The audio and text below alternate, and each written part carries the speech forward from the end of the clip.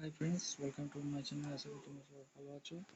আজকে নরেন্দ্রপুর রামকৃষ্ণ মিশনের superintendent cum accountant পদের অ্যাডভার্টাইজমেন্ট নিয়ে হাজির হয়েছি। নরেন্দ্রপুর রামকৃষ্ণ মিশনে ফুল টাইম বেসিস অর্থাৎ পার্মানেন্ট পোস্টে সুপারিনটেন্ডেন্ট কাম অ্যাকাউন্ট্যান্ট নেওয়া হচ্ছে। শুধুমাত্র পুরুষ ক্যান্ডিডেটরা অ্যাপ্লিকেশন করতে পারবে। তোমাদের সামনে স্ক্রিনে তোমরা অ্যাপ্লিকেশন ফরম্যাট দেখতে পাচ্ছ।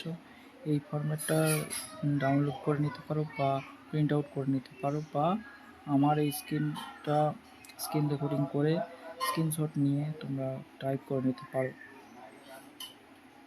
এই অ্যাপ্লিকেশন ফরম্যাটটা ফিল আপ করে এর সঙ্গে যাবতীয় ডকুমেন্টস সেলফ অ্যাটেস্টেড করে পাঠাতে হবে নরেন্দ্রপুর রামকৃষ্ণ মিশনে। এবার ডিটেলস দেখে নাও কী কী।